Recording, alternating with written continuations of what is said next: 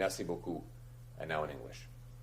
Thank you very much, everyone, for being here, and I want to thank Lionhearts, Travis and Ben, for the work that this organization does to collect donations and give them to our local food banks.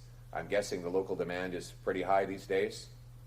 Yeah, it's incredible. We've seen roughly a 110% increase in food bank demand over the last 10 years, a staggering increase. It's more than doubled actually since 2019. This year is worse than last, about 7% worse than last year, as food becomes more and more expensive, which all coincides with Tuesday's 10-year anniversary of the Liberal government. It will be exactly 10 years ago that this Liberal government was sworn into power. This Liberal finance minister, of course, was part of that government from the very start. Most of the Liberal cabinet ministers and caucus members were there back in 2015, and they all made a promise that if they ran little deficits, that they would have big investments. Well, here we are, and what had happened as a result? They doubled the national debt. They doubled the cost of housing. They doubled food bank lineups. And investment, well, it collapsed, dropping 11%, the biggest drop in Canadian history and the biggest drop in the G7. In other words, deficits reduce investment. Reminds me of Ronald Reagan, the master communicator, who asked a question that rings true today. In 1980, he said to Americans, "Are you better off than you were 4 years ago?" Well, I ask Canadians, are you better off than you were 10 years ago when Liberals came into office promising that deficits would lead to investment? What have you seen? You've seen your grocery prices rise, your kids can't afford a place to live, more and more people are living homeless, and we've had the worst economy in the G7 for over a decade now. And now I ask the question, are you better off than you were 7 months ago when Mark Carney took office?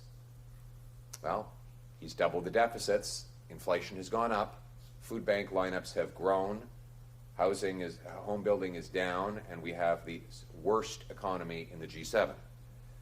So it's with interest that I read the headline in CTV today, and I quote it.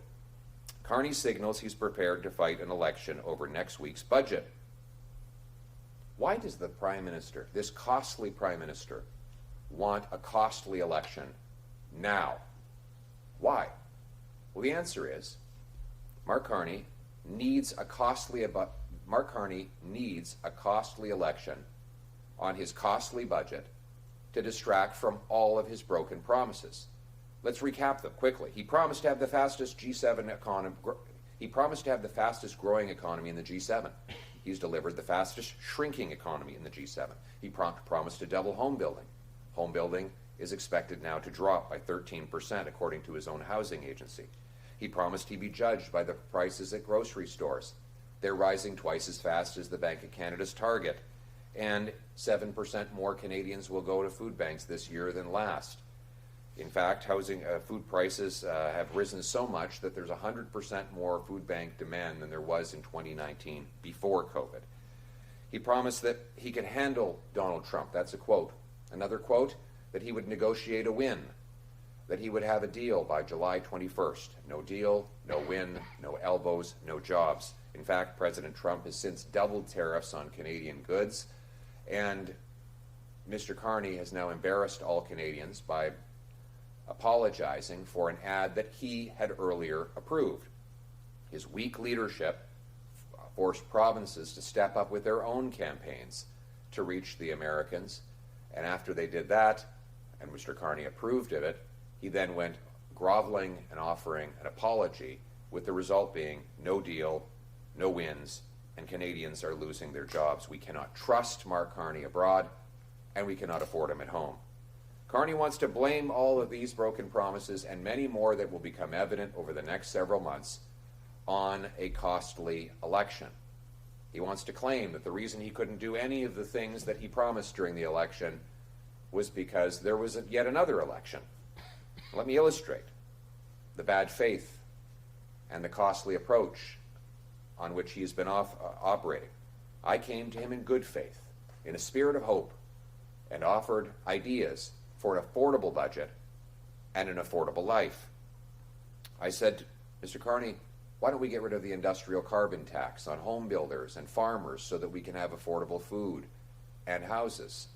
On our steel, aluminum, and cement producers so that they can compete in this trade war? He said no. In fact, he wants to accelerate industrial carbon tax increases, which will drive up inflation further and drive more jobs out of our country. That is the cost of Carney. I said, let's cut taxes on work, investment, energy, and home building. He said no. He wants to raise those taxes. That's the cost of Carney. I said that Mr. Carney should keep his promise and spend less. And that's a quote, spend less than Justin Trudeau. He said no. He wants to double Trudeau's deficits and keep on spending, driving inflation and the cost of living even higher. That is the cost of Carney. No compromise for Mr. Carney whatsoever to make for an affordable budget and an affordable life. Just more spending, more debt, more taxes, more inflation, more of the same. His spending will benefit well-connected corporate insiders like him who thrive off taxpayer-funded handouts and then tuck the money away into tax havens abroad. We don't need a Brookfield budget. We need an affordable budget for an affordable life. Carney's costly budget this week will likely double Trudeau's deficits. This is the cost of Carney. Every dollar he spends comes out of your pocket. The more he spends, the more things cost. The needs that Canadians have will become more expensive as government inflates everything. It will be more expensive because of Mr. Carney to eat, heat, and house yourself. And now Mr. Carney says that you need to make more sacrifices, especially the young people. He says, we'll have to sacrifice more. What more do they have left to sacrifice, Mr. Carney? You've already taken away home ownership from them. You forced them to cut their diets and reduce the quality of the food they eat. Their paychecks are down because of high taxes, and you've given many of their jobs to temporary foreign workers. What more, Mr. Carney, do you expect our youth to sacrifice? 10 years of inflationary taxes and debt mean the cost of government is driving up the cost of living, and Liberals have left.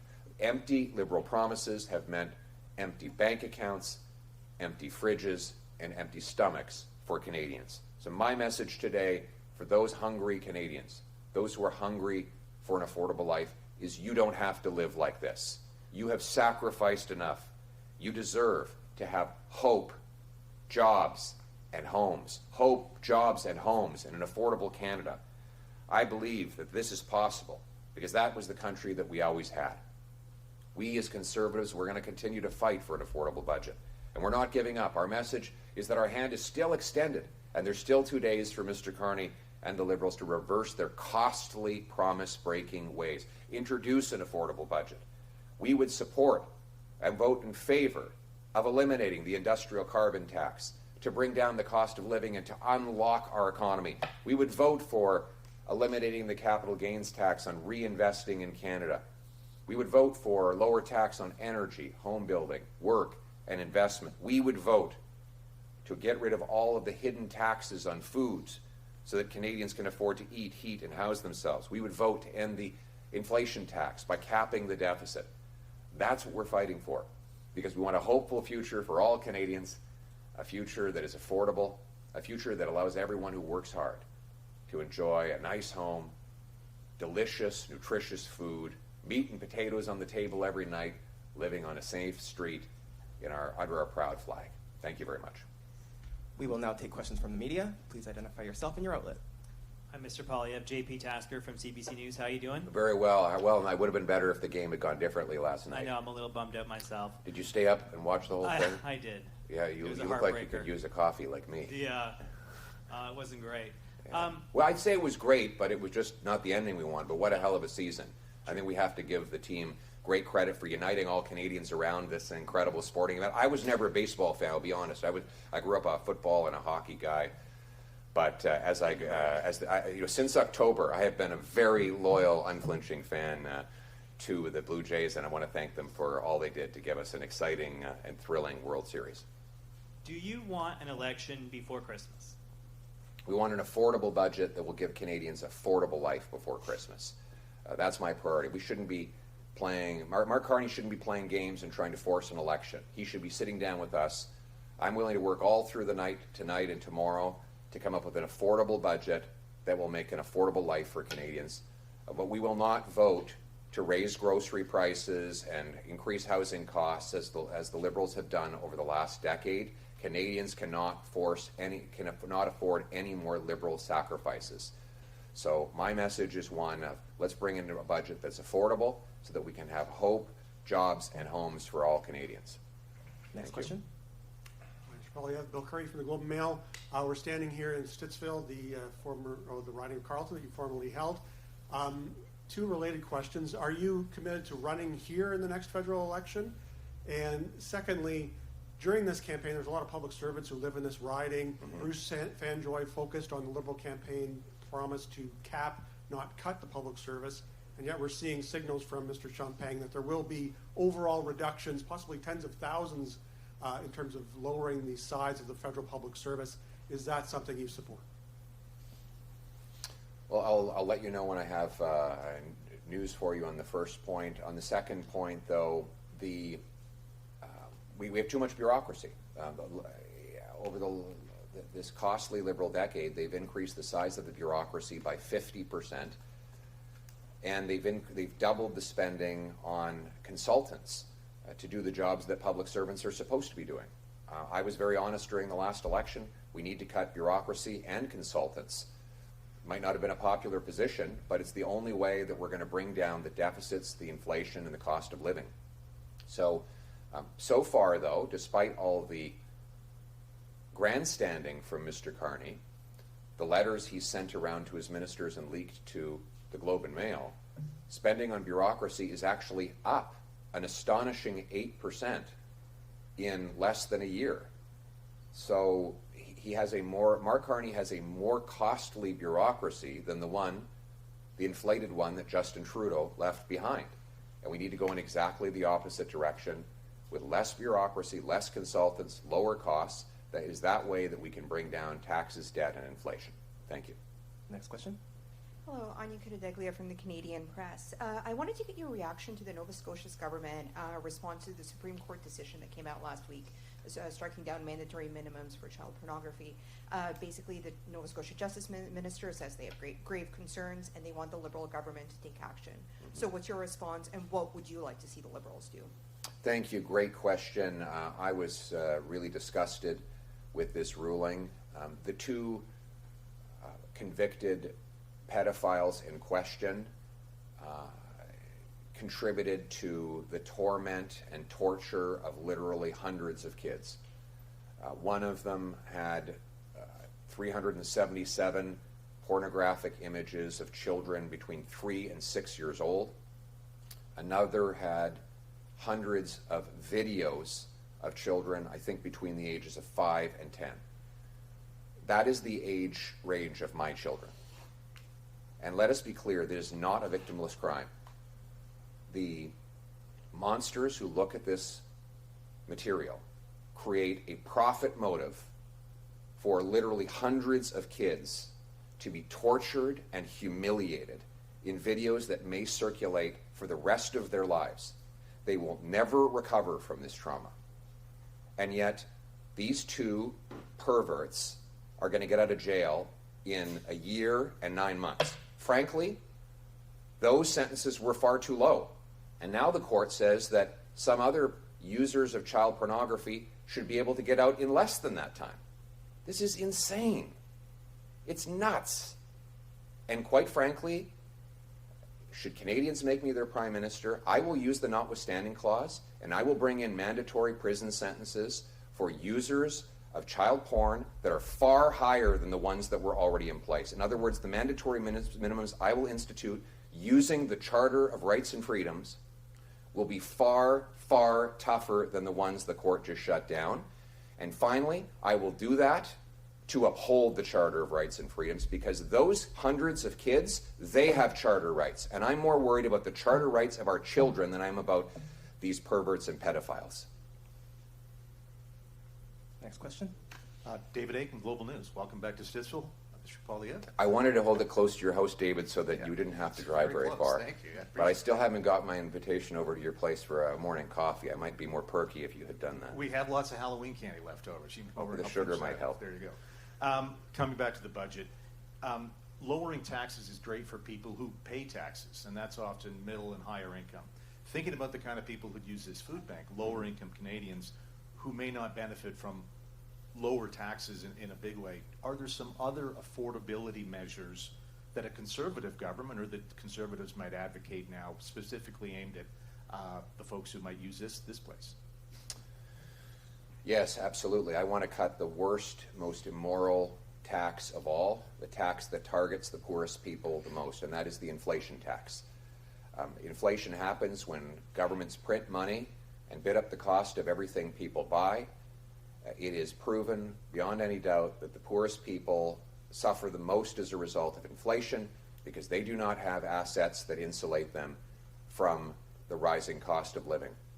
The inflation tax, the liberal inflation tax, takes from the poor and gives to the rich. It takes from the have-nots and gives to the have-yachts. So when the reason why the food bank use has gone up by over 100% during the massive expansion of liberal government spending and deficits is because the inflation that spending has caused has landed on the shoulders of single moms and seniors and others who can't pay their bills. So when we talk about capping liberal deficits, it's not to please accountants who are looking at spreadsheets.